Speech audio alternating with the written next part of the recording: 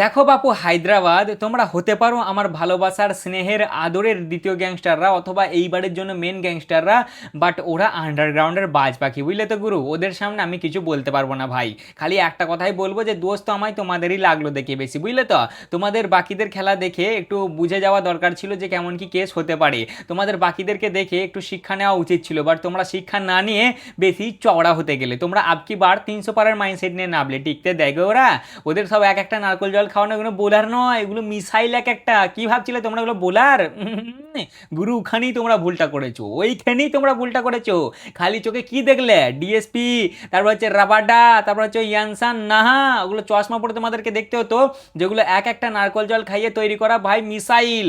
খালি ওদের একবার পাওয়া তোমাদেরকে বাট্টা ফাড়া ফেরে দেবে ওরা, আর ফেরে দিলে একবারে ধোঁয়া ছুটিয়ে দিলে। পাওয়ার প্লেতেই তোমরা ম্যাচটা হেরে গেছো, পাওয়ার প্লেতেই ওরা তোমাদের সফটওয়্যার আপডেট করে দিচ্ছে, চার কাঁধে তুলে দিয়েছে। পাওয়ার প্লেতেই যখন 34 রানে 4টা উইকেট পড়ে গেল না, তখনই তোমরা শেষ গুরু, তোমাদের ঘি খতম তখনই।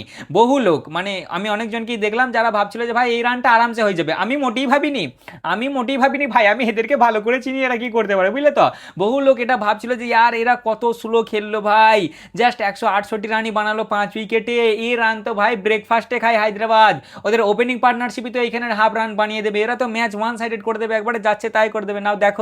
নাও দেখো 20 রান টপকাতে দিইনি কাউকে। প্যাট কামিন্স একমাত্র ব্যাটার যে 19 রান পর্যন্ত যেতে পেরেছে, বাকি একজনও 20 রান টপকাতে পারেনি। যারা 200-250 মারা লোক সবসময়, আজকে তারা 86 রানে প্যাক হয়ে গেছে।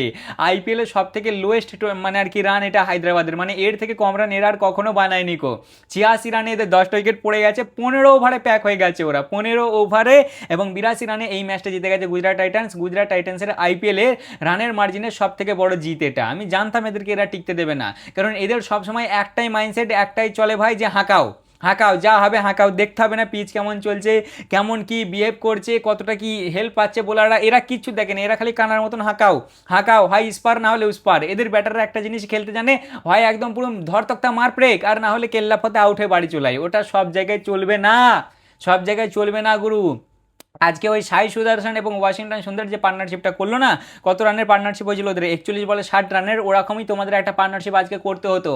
তোমরা ফালতু ফালতু হাঁকাতে গেলে, তোমরা নিজের দোষে হেরেছো। এমনিতেই তোমাদের রেকর্ড খারাপ এদের সামনে, তার উপর আবার তোমরা মেলার চওড়া হতে যাচ্ছিলে। বাবু ছাড়ে গো ওরা, রে বাপ রে, এরা এমন একটা দল যারা মোটেই ভাই ওই চওড়া হওয়া দলগুলোকে সহ্য করতে পারে না, বুঝলে তো। যখনই দেখে যে সামনে বিশাল একটা হুমড়ো তুমড়ো ব্যাটিংওয়ালা দল আসছে না, এরা আরো মুডে চলে আসে, সব একবারে চার্জ দিয়ে আছে, দেখলে তো।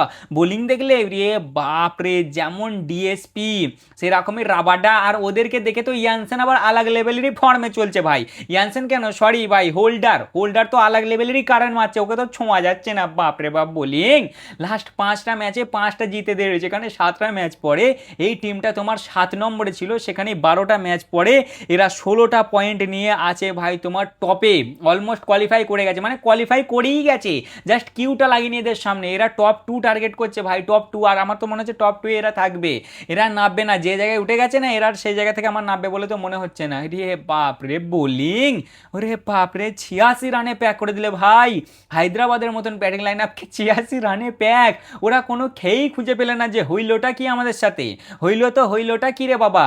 না মানে বাকিদেরকে দেখছিলাম যে এরা প্যাক করে দিচ্ছিল, বাট আমাদের সাথেও যে এরকম করে দেবে এটা আমরা কল্পনা করিনি। মানে হায়দ্রাবাদ ভাবলো এটা আর কি। মানে সত্যি ভাই তারিফ করতে হবে গুজরাট টাইটান্সের। এদের তো আমি নাম দিয়ে দিয়েছি, এরা আন্ডারগ্রাউন্ডের বাজ পাখি, ঠিক আছে। এরা আন্ডারগ্রাউন্ডে এমন পারফরমেন্স দিচ্ছে না ভাই। আজকে গিলদার কি এলো বলো দেখিনি পোস্টটা, আমার তো দেখা হলো না। কি পোস্ট এলো গো, অবশ্যই কমেন্টে জানাবে। বেশ মজা আসছে দেখতে। গিলদার প্রত্যেক দিন নয়, মানে যখনই একটা করে ম্যাচ জিতে না, তখনই একটা করে পোস্ট আসছে। আর এটা নিয়ে লাগাতার 5টা ম্যাচ জেতা হলো এদের, যেখানে প্রথমে 7টা ম্যাচে জাস্ট তোমার কটা 4টে জিততে পেরেছিল, সরি 3টে জিততে পেরেছিল এবং তোমার 4টে হেরেছিল। সেখানেই তার পরের 5টা ম্যাচে 5টাই জিত এবং চলে এলো টেবিলের টপে ভাই। কি লেভেলের পারফরমেন্স দিচ্ছে এরা, মানে 170 থেকে 80 যা হোক করে বানিয়ে দেওয়া। আর যদি পিচে একটু হেল্প থাকে বোলারদের জন্যে, জাস্ট কাঁদিয়ে ছেড়ে দেবে এরা, কাঁদিয়ে ছেড়ে দেবে। আর হায়দ্রাবাদ ওটাই ভুল করলে ওরা আজকে দাঁড়ালো না। ওরা ফালতু ধরতক্তা মার প্রেক করতে গেল, দমদারা হাঁকাতে গেল। এটা পারতো, আমার মনে হয় হায়দ্রাবাদ এটা পারতো, বাট হায়দ্রাবাদ নিজের দোষে ম্যাচটা হেরেছে, বুঝলে তো। আর তাছাড়াও ক্রেডিট দিতে হবে ভাই, ক্রেডিট দিতে হবে। জিটির কাছ থেকে তুমি ক্রেডিট নিতে পারো না, আর লাখের ট্যাগ ওদেরকে দিতে পারো না, কারণ ওরা ভাই নিজেদের জিগরা একদম পুরো বুকের পাটা বের করে পারফরমেন্স পারফরমেন্স দিচ্ছে রে বাপরে, বোলিং একবারে টপ লেভেলের বোলিং। আমি বললাম না যে গোটা আইপিএলের 9টা দল, আগের দিন একটা ভিডিওতে বলেছিলাম যে গোটা আইপিএলের 9টা দল এক ধরনের আইপিএল খেলে আর এই দলটা আলাদা ধরনের খেলে। মানে বাকিরা যেখানে ভাবে যে আমাদেরকে গাদা রান বানাতে হবে, 200-250 লাগাতে হবে, বোর্ডে বেশি স্কোর লাগাতে হবে তবে আমরা ডিফেন্ড করতে পারবো, এরা অন্যদিকে দেখে। এরা দেখে ভাই আমাদেরকে ভালো করে বল করতে হবে। সবাই যদি ব্যাটিংয়ে চালায়, মানে সবাই যদি ব্যাটিংয়েই ম্যাচ জেতে, আমরা না হলে বোলিংয়ে জোরে জিতবো ভাই। আর সেটাই হচ্ছে লাস্ট 5টা ম্যাচ ধরে ভাই হেভি বোলিং করছে, জাস্ট হেভি। তারপরে ভাই আজকে ম্যাচ ছিল হায়দ্রাবাদ এবং গুজরাট টাইটেন্সের মধ্যে। জানি আমার কথার মধ্যে রসকস তোমরা গত 3-4টে ভিডিও ধরে পাচ্ছ না কো, বাড়িতে প্রবলেম চলছে আর কি নুকাবো ভাই, বাবার শরীরটা একটু খারাপ বুঝলে তো, একটু শরীরটা খারাপ বাবার, ওই জন্যই মুডটা অফ। বাড়িতে আত্মীয় স্বজন আছে একটু, ওই জন্য ভিডিও ছাড়তে লেট হয়ে যাচ্ছে। আর সেরকম মনও লাগছে না ইয়ার, গার্জেনের কিছু হলো না সত্যি কিছুতে মুড লাগে না বুঝলে তো। যাই হোক ভাই আপডেট দেওয়াটা আমার কর্তব্য, আমি ক্রিকেট ছাড়া থাকতে পারি না, ওই জন্যই ভাবলাম দিয়ে দিই, নাহলে আমার ইচ্ছা করেছিল না যে আমি ভিডিও বানাই। বাট তারপরেও ইয়ার চলো যা হয়েছে ওগুলো পার্সোনাল প্রবলেম, যেটা হওয়ার হবে কপালে, আর কি আছে ভাই, একটু শরীরটা খারাপ বাবার বুঝলে তো। তারপরে ভাই আজকে ম্যাচ ছিল হায়দ্রাবাদ এবং গুজরাট টাইটেন্সের মধ্যে। তোমার হায়দ্রাবাদ যেতে টস এবং বলে প্রথমে বল করবো, দলে দুজনেই কেউ সেরকম চেঞ্জ করেনি, এরা ভালোই বল করেছে, খারাপ বল করেনি ভাই। 168 রানটা অতটাও খারাপ নয়, মোটামুটি ভালোই করেছে বুঝলে তো। হ্যাঁ একটু এরা মনে হলো ফিল্ডিং গড়বড় করেছে, আমি যদি খেলাটা অতটা ফলো করতে পারিনি কো, মানে সব দিক থেকে আমার ঠিকই লাগলো। প্রথমেই তোমার 3 নম্বর ওভারে প্রফুল এলো, দিল গিলদাকে আউট করে 7 বলে 5 রান বানিয়ে গিলদা আউট। তারপরে 6 নম্বর ওভারে প্রফুলই আসে, দিল জসকে আউট করে, জস 11 বলে 7 রান মানে আউট হয়ে গেল, ভালো একটা রিভিউ নেয়। পাওয়ার প্লে শেষে এদের 34 রানে 2টো উইকেট পড়ে যায়। বাট ওই যদি 3টে খুঁটি আছে না, 3টে খুঁটি একজন যদি দাঁড়িয়ে যায় সেই এনাফ ভাই, সেই এনাফ। 3টে পরস্পর 50 মারলো আজকে গিলদা। যাই হোক সেটা আসছে আমি পরে। গুজরাট টাইটেন্সের এই সিজনের এটা সব থেকে লোয়েস্ট পাওয়ার প্লে টোটাল। আর আজকে তো এর একটা স্পেশাল জার্সিও পড়েছিল, মানে এদের সেই যে জার্সিটা পড়ে যতটা সম্ভব ওটা ল্যাভেন্ডার কালার বলে, মানে স্পেশাল জার্সিটা পড়েছিল ভাই। যাই হোক এদের পাওয়ার প্লেতে জাস্ট 34 রানে হয় 2টো উইকেটে। তারপর হচ্ছে তোমার 10 নম্বর ওভারে প্যাট কামিন্স আসে, দেয় নিশান্তকে আউট করে, এ একটা বেশ তাগড়া পাড়ি খেলে ভাই, 14 বলে 22 রান বানায় এবং 10 ওভার শেষে এদের 68 রানে 3টে উইকেট পড়ে যায়। তারপরেই তোমার 14 নম্বর ওভারে সাই 50 কমপ্লিট করে 38 বলে 3টে ব্যাক টু ব্যাক 50 মারা হয় এই সিজনে তার, এবং 15 ওভার শেষে এরা জাস্ট 114 রানে লাগাতে পারে 3টে উইকেটে। মানে মনে ছিল খুব যে 150 অব্দি যাবে, বাট লাস্টের দিকে এরা ফিনিশিংটা ভালো করেছে। মানে এরা প্রথমে যে অনুযায়ী ব্যাটিং শুরু করেছিল না, তারপরে এরা আপগ্রেডই করেছে, মানে আর কি স্লো হয়নি, বেশ একটু ফাস্টই হয়েছে।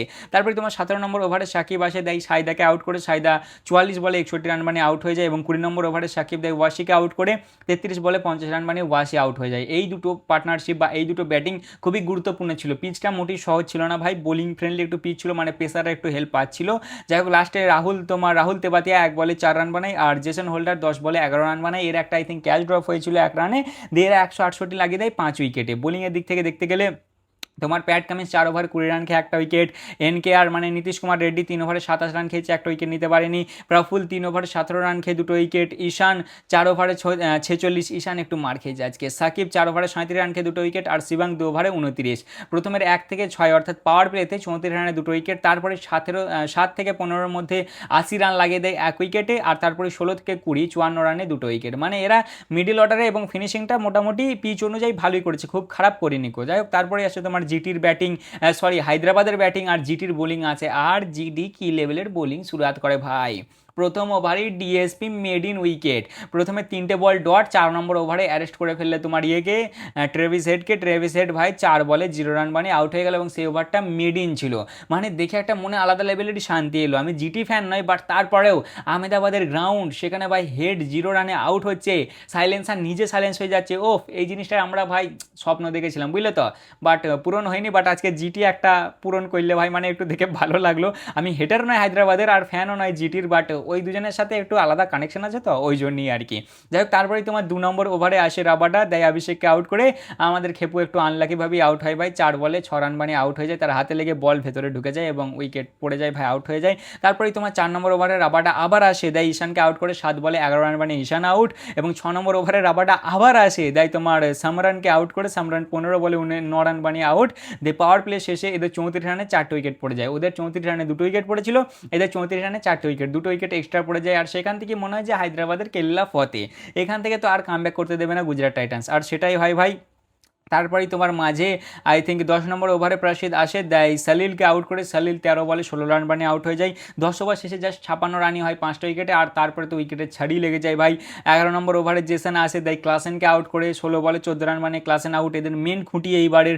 তারপর সেই ওভারেই 4 নম্বর বলে দেয় নীতিশ কুমার রেড্ডিকে আউট করে। নীতিশ কুমার রেড্ডিও 4 বলে 2 রান বানিয়ে আউট। তারপরেই 13 নম্বর ওভারে আবার আসে জেসন। জেসন হেভি বল করছে ভাই, হেভি, মানে পাওয়ার প্লেতে মেন অ্যাটাক করে, তারপর তো একটু মারধর খাই না এরা ভাই।